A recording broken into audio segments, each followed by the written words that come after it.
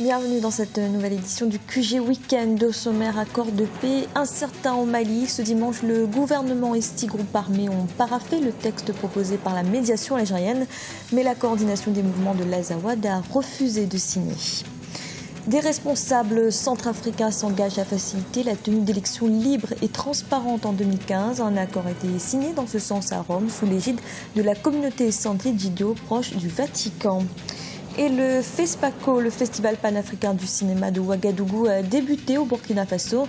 Une 24e édition placée sous le thème de la production et de la diffusion à l'ère numérique.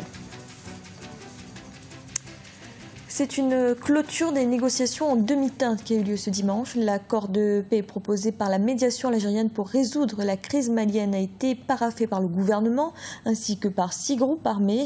En revanche, la coordination des mouvements de l'Azawad a refusé de signer le texte et demande un délai supplémentaire afin de consulter les populations qu'elle représente.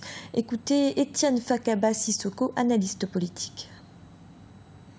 Ce qui est très étonnant, c'est que le gouvernement lui-même accepte de signer le document en l'état actuel. Parce que quand vous regardez les réserves qui avaient été émises par la société civile, la classe politique, les chefs religieux, l'ensemble du peuple malien, par rapport au document de préaccord, ce sont les mêmes remarques et erreurs qui ont été reconduites dans le 4e document.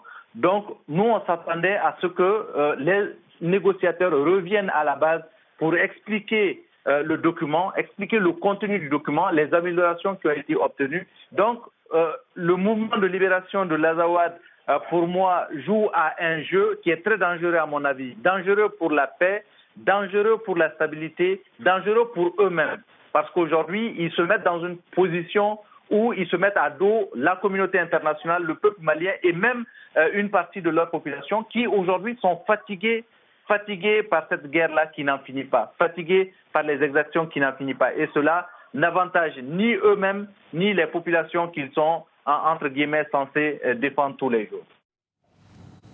En Égypte, la Cour constitutionnelle suprême a annulé dimanche un article de la loi électorale portant sur le découpage des circonscriptions.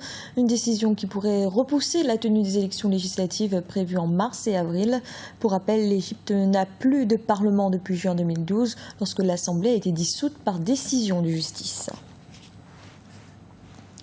Les responsables des groupements politiques de Centrafrique ont signé vendredi à Rome, en Italie, un accord les engageant à organiser des élections libres et transparentes dès cette année.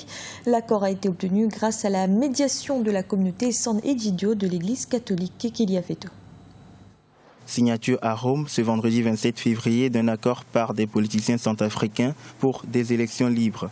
La déclaration conjointe a été signée sous l'égide de la communauté Sant'Egidio, proche du Vatican. Les responsables centrafricains ont profité de la visite à Rome du médiateur, le président congolais Sassou Nguesso, pour lui remettre une copie des accords. Le chemin vers la paix est comparable à celui de la convalescence. Lorsqu'on est convalescent, on n'est ni malade ni guéri complètement. Il faut continuer le traitement. La continuation de ce traitement, c'est le dialogue inter-centrafricain et surtout les élections. En République, c'est le choix du peuple qui est souverain. Depuis le renversement du président François Bozizé en mars 2013 par la coalition rebelle Seleka, la Centrafrique a sombré dans une crise sécuritaire et politique. Une crise qui a déplacé plus de 110 000 personnes, dont la situation inquiète plus d'un. Il y a 70 000 Centrafricains qui sont réfugiés en République démocratique du Congo, qui sont dans une situation catastrophique quand on sait bien que la RD Congo, il y a la situation administrative, même la situation n'est pas bonne pour les Congolais. C'est très compliqué pour ces Centrafricains et aussi on peut dire qu'il y a déjà des déplacés congolais à l'intérieur du Congo, ce qui complique la tâche et dont on comprend bien que la RD Congo ne va pas intervenir au profit des Centrafricains alors qu'il y a des Congolais déjà qui sont dans de mauvaises situations, surtout au nord et à l'est du Congo. Des élections présidentielles et législatives sont prévues en Centrafrique en juin et août 2015. Une élection qui devrait permettre de ramener la stabilité politique et sociale dans le pays. En Sierra Leone, le président Ernest Bai Koroma a rétabli samedi certaines restrictions de mouvement levées en janvier dernier, en cause la remontée du nombre de cas d'Ebola. Dans le même temps, son vice-président Sam Soumana s'est placé en quarantaine après le décès de l'un de ses gardes du corps. Le chef de l'État est attendu ce dimanche à Bruxelles pour y co-présider une réunion internationale sur la lutte contre le virus. Direction à présent le Burkina Faso. Le FESPACO, le Festival panafricain du cinéma de Ouagadougou, a débuté ce samedi. Quelques 4500 personnes étaient réunies au Palais des Sports de la capitale pour une cérémonie d'ouverture animée par l'artiste burkinabé Alif Naba et le Sénégalais Ismaëlo. Les premières heures d'une 24e édition que nous fait vivre notre envoyé spécial Hortense Assaga.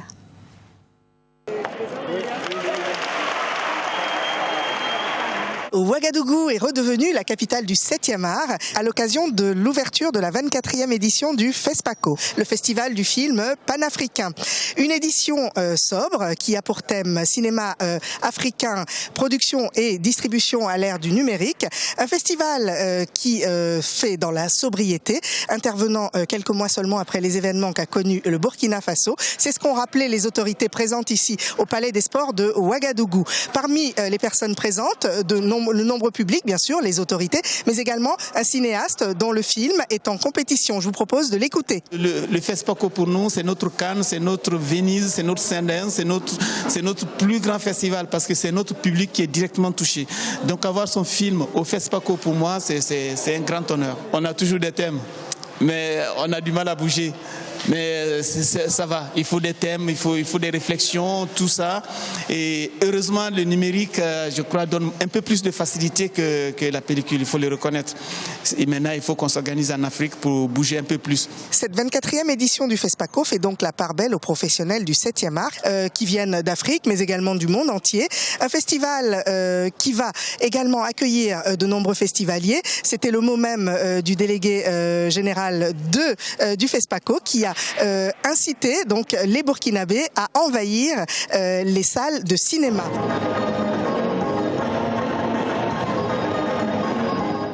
C'était le journal de la rédaction. Merci de l'avoir suivi. Retrouvez dans un instant une nouvelle édition de l'information.